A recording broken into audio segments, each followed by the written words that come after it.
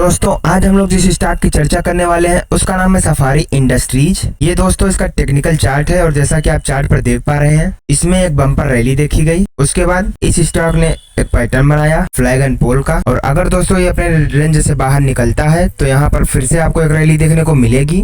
बाकी आपको बता दो दोस्तों ये इंट्राडे में लगभग 6.5% तक तेज था और पिछले एक हफ्ते में तो ये लगभग 20% से भी ज्यादा की इसने तेजी दिखाई है। बाकी दोस्तों अगर मैं बता दूं ये कंपनी काम क्या करती है तो दोस्तों ये सफारी इंडस्ट्रीज की वेबसाइट है और जैसा कि आप देख पा रहे हैं ये बैग पैक वगैरह बनाने का काम करती है। मोस्टली इसका जो बैग है लगेज हुआ, बैग हुआ, स्कूल बैग हुआ, जूनियर बैग पैक हुआ है, आपका जो ट्रेवल कर रहे हैं उसके लिए, तो इसका मेन काम बैग बनाने का ही है। और दोस्तों ये इंडिया की एक ब्रांडेड कंपनी के नाम से जानी जाती है अपने सेगमेंट में। तो हम वापस से अपने चार्ट पर आते हैं। तो दोस्तों कंपनी का पूरा नाम है सफारी इंडस्ट्रीज इंडिया लिमिटेड। 2042 रुपए इसका मार्केट प्राइस चल रहा है और इंट्राडे में लगभग 6.5% की इसने क्लोजिंग दिया है। इसकी जो मार्केट का वैल्यू है वो 9,958 करोड़ की है। स्टॉक P58 का है। ROC इसका काफी बेहतरीन है 37.5% का, एंड ROE भी इसका बहुत ही बेहतरीन है 34.4% का। पिछले एक साल अगर हम हाई लो बात करें तो 1,027 का इसने लो लगाया था और 2,315 रुपए का इसका हाई था। तो दोस्तों आपको कंपनी के बारे में मैंने पहले ही बता दिया था लेकिन एक बार फिर से बता देता हूँ कि कंपनी लगेज एंड लगेज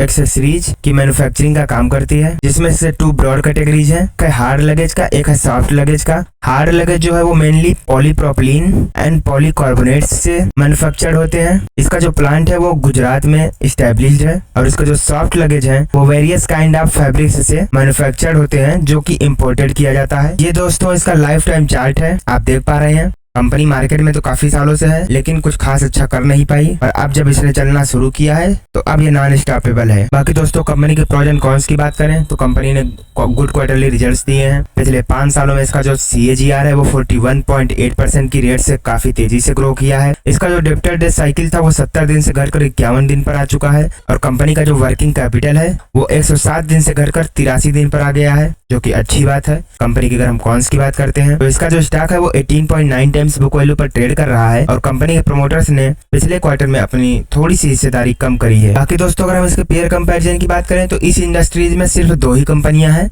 जिसमें आपका होगा safari industries and VIP industries. दोस्तों अगर हम क्वार्टरली रिजल्ट की बात करें तो इसका जो सेल्स ग्रोथ है वो दिसंबर 2020 में 112 करोड़ का था, दिसंबर 2021 में 204 करोड़, दिसंबर 2022 में 303 करोड़ और दिसंबर 2023 में 388 करोड़ का। वहीं पर नेट प्रॉफिट की बात करें तो जहां दिसंबर 2020 में 1 करोड़ का प्रॉफिट था, दिसंबर 2021 में 7 करोड़ का प्रॉफिट, दिसंबर 2022 में 34 करोड़ का प्रॉफिट और दिसंबर 2023 में कुल 43 करोड़ का प्रॉफिट रहा। यानी कि इसके सेल्स ग्रोथ और प्रॉफिट ग्रोथ में काफी तेजी दिखी गई। वहीं पर अगर लॉन्ग टर्म प्रॉफिट लॉस की बात करते हैं तो सफारी इंडस्ट्रीज का जो सेल्स ग्रोथ रहा वो मार्च 2014 में 161 करोड़ का था, 2017 में 344 करोड़, मार्च 2020 में 686 करोड़ और मार्च 2023 में बात करें तो कुल 1212 करोड़ का रहा। वहीं पर नेट प्रॉफिट की बात करें तो जहां मार्च 2014 में कोई भी प्रॉफिट नहीं था लेकिन मार्च 2017 में 10 करोड़ का प्रॉफिट हुआ, मार्च 2020 में 31 करोड़ का प्रॉफिट हुआ और मार्च 2023 में 125 करोड़ का प्रॉफिट हुआ। यानी कि अगर लॉन्ग टर्म प्रॉफिट लॉस की बात करें तो यहाँ भी आपको ग्राफ ऊपर जाता हुआ दिखेगा। बाकी दोस्तों अगर हम इस कंपनी के CAGR की बात करते हैं तो पिछले 10 सालों में इसने 49% की रेट से, पिछले 5 सालों में 41% की रेट से, पिछले 3 सालों में 86% की रेट से और पिछले 1 साल में तो 94% की रेट से इसका CAGR बढ़ा है। यानी कि सफारी इंडस्ट्रीज ने स्टॉक मार्केट में अपने इन्वेस्टरों को भर भर कर पैसा कमाया है। दोस्तों अगर हम इस कंपनी के बोरोइंग्स की बात करते हैं तो मार्च 2014 में 54 करोड़ का उधार था, मार्च 2017 में 42 करोड़, मार्च 2020 में 114 करोड़ और सितंबर 2023 में बात करें तो 131 करोड़ का उधार है इस कंपनी के ऊपर। वहीं टोटल एसेट की बात करते हैं तो 102 करोड़ का उधार था तो मार्च 2014 में, मार्च 2017 में 198 करोड़, मार्च 2020 में 416 करोड़ और सितंबर 2023 में 865 करोड़ का एसेट है। दोस्तों अगर हम कंपनी के शेयर होल्डिंग पैटर्न की बात करते हैं तो प्रमोटर्स की हिस्सेदारी जहां जून 2021 में 50% पर थी वहीं फरवरी 2024 तक घटकर 45% की हो गई। यानी कि प्रमोटर्स ने यहां अपना स्टेक कम किया है। FIIs की बात करें तो जहां 16.24% पर थे ये भी घटकर 13.06% पर आ गए हैं। DIIs की बात करें तो जहां 5.54% पर थे, इन्होंने अपना पोजीशन बढ़ाकर 20.20% किया है। यानी कि म्यूचुअल फंड कंपनियों ने काफी ज्यादा स्टेक यहाँ पर लिया है। वहीं पर पब्लिक की होल्डिंग की बात करें जहाँ 27.86% पर थे, पब्लिक ने भी अपना पोजीशन घटा के 21.03% किया। तो देखा जाए तो ओवरऑल सारा का सारा जो बायर है वो DIIs है, यानी कि म्यूचुअल फंड कंपनियों ने काफी अच्छा माल उठाया है इस कंपनी का। दोस्तों अगर हम कंपनी के फॉरेंसिक एनालिसिस करते हैं तो बेहतरीन, आप इसके जितने भी ग्रीन टिक देख रहे हैं, इतना ग्रीन टिक मुझे जल्द मिलता नहीं है ऐसा कोई भी कंपनी। तो जैसा कि हम लोग देख पा रहे हैं इसका रेवेन्यू काफी ज्यादा अच्छा है, आरओई इसका पिछले 10 सालों में बेहतरीन रहा है,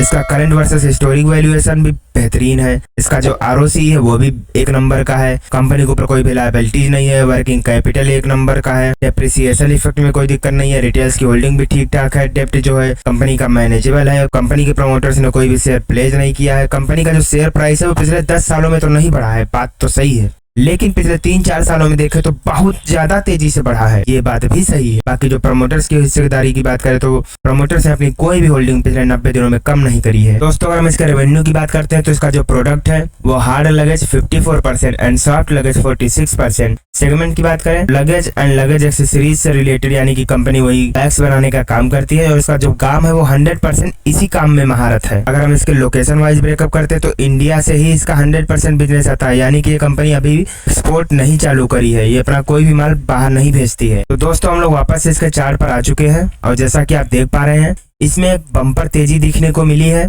और ये तेजी लगातार बरकरार है। और जैसा कि आप इस स्टॉक में ट्रेंड भी देखेंगे कि एक अच्छी खासी रैली चलती है, उसके बाद फिर एक फ्लैग एंड पोल पैटर्न बनता है, फिर से रैली आती है, फिर से फ्लैग एंड पोल बनता है, फिर से रैली आती है और वापस से अब एक फ्लैग एंड पोल बन चुका है। अब यहाँ से स्टॉक वापस फिर से एक रैली दिखा सकता है, तो इसमें कोई भी इन्वेस्टमेंट करिएगा स्टॉप लॉस लेकर तभी कोई भी पोजीशन लीजिएगा। बाकी दोस्तों कोई भी स्टॉक खरीदने से पहले एक बार खुद के एनालिसिस भी जरूर करिएगा।